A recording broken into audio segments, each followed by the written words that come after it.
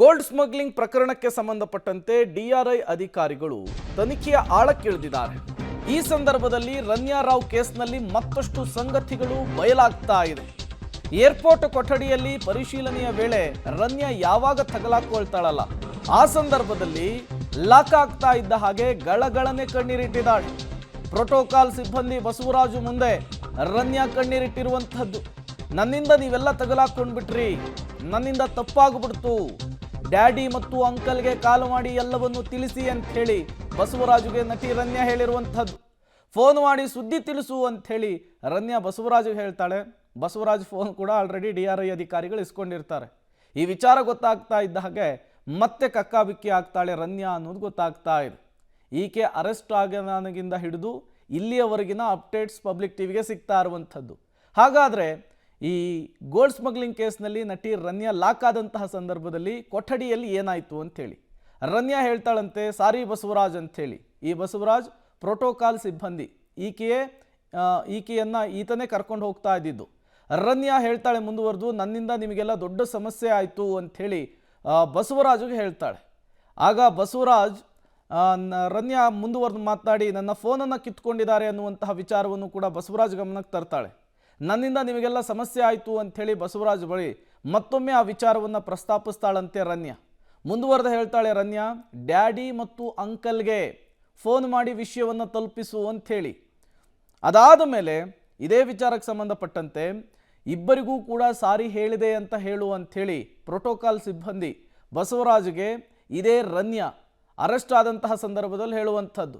ಅದಕ್ಕೆ protocol officer Basavaraj ಹೇಳ್ತಾರೆ, madam ನನ್ನ ಫೋನನ್ನು ಕೂಡ ಡಿಆರ್ಐ ಕಿತ್ಕೊಂಡ್ಬಿಟ್ಟಿದ್ದಾರೆ, ಈಗೇನು ಮಾಡೋದು ಅಂತ ಹೇಳ್ತಾನಂತೆ ರನ್ಯಾಗೆ. ಆಗ ಅಯ್ಯೋ ಹಿಂಗಾಯ್ತಲ್ಲ ಅಂಥೇಳಿ ರನ್ಯಾ ಮತ್ತೆ ಕಣ್ಣೀರಿಟ್ಟಿದ್ದಾರೆ, ಮತ್ತೆ ಗೋಳಾಡಿದ್ದಾರೆ, ಮತ್ತೆ ಕಕ್ಕಾಬಿಕ್ಕಿ ಆಗಿದ್ದಾರೆ ಎನ್ನುವಂತಹ ವಿಚಾರ ಗೊತ್ತಾಗುತ್ತೆ. ಇದು ರನ್ಯಾ ಅರೆಸ್ಟ್ ಆದಂತಹ ಸಂದರ್ಭದಲ್ಲಾದಂತಹ ಪ್ರಸಂಗ. ಗೋಲ್ಡ್ ಸ್ಮಗ್ಲಿಂಗ್ ಕೇಸ್ನಲ್ಲಿ ಲಾಕ್ ಆದಂತಹ ಸಂದರ್ಭದಲ್ಲಾದಂತಹ ಬೆಳವಣಿಗೆ. ರನ್ಯಾ ಗೋಲ್ಡ್ ಸ್ಮಗ್ಲಿಂಗ್ ಕೇಸ್ನಲ್ಲಿ ಸಚಿವರು ಭಾಗಿಯಾಗಿರುವಂತಹ ಆರೋಪವನ್ನು ಅಲ್ಲಗೆಳೆದಿದ್ದಾರೆ ಸಚಿವ ಡಾಕ್ಟರ್ ಶರಣಪ್ರಕಾಶ್ ಪಾಟೀಲ್. ಏರ್ಪೋರ್ಟ್ ನಮ್ಮ ಅಡಿಯಲ್ಲಿ ಬರುತ್ತಾ, ನಮ್ಮ ಸುಪರ್ದಿಯಲ್ಲಿ ಬರುತ್ತಾ ಅಂತ ಪ್ರಶ್ನೆ ಮಾಡಿದ್ದಾರೆ. ಏರ್ಪೋರ್ಟ್ಗಳು ಕೇಂದ್ರ ಸರ್ಕಾರದ ಅಧೀನದಲ್ಲಿರುತ್ತವೆ, ಪ್ರೋಟೋಕಾಲ್ ಎಲ್ಲವೂ ಕೂಡ ಕೇಂದ್ರ ಸರ್ಕಾರದ ಅಡಿಯಲ್ಲಿ ಬರುತ್ತೆ. ಬಿಜೆಪಿಯವರು ಕನ್ಫ್ಯೂಸ್ ಆಗಿ ಆರೋಪವನ್ನು ಮಾಡಿರಬಹುದು ಅಂಥೇಳಿ, ಕೇಂದ್ರ ಸರ್ಕಾರದ ಸಚಿವರು ಇದರಲ್ಲಿ ಭಾಗಿಯಾಗಿರಬಹುದು ಅಂಥೇಳಿ ಅನುಮಾನವನ್ನು ವ್ಯಕ್ತಪಡಿಸಿದ್ದಾರೆ. ಬಿಜೆಪಿ ಆರೋಪಕ್ಕೆ ಸಚಿವ ಡಾಕ್ಟರ್ ಶರಣಪ್ರಕಾಶ್ ಪಾಟೀಲ್ ತಿರುಗೇಟನ್ನು ಕೊಟ್ಟಿದ್ದು ಹೀಗೆ.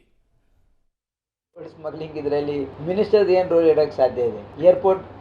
ಏರ್ಪೋರ್ಟ್ ನಮ್ಮ ಅಂಡರ್ ಬರ್ತಾವ, ಗೌರ್ಮೆಂಟ್ ಆಫ್ ಇಂಡಿಯಾ ಅಂಡರ್ ಬರೋದು. ಅವ್ರೇನೋ ಕನ್ಫ್ಯೂಸ್ ಆಗಿ ಹೇಳಿರ್ಬೇಕು ನೋಡಿ, ಸೆಂಟ್ರಲ್ ಮಿನಿಸ್ಟರ್ ಅಂತಿರ್ಬೇಕು. ಯಾಕಂದ್ರೆ ಈಗ ಏರ್ಪೋರ್ಟ್ ಅಂತೂ ನಮ್ಮ ಅಂಡರ್ ಅಂತೂ ಬರಲ್ಲ.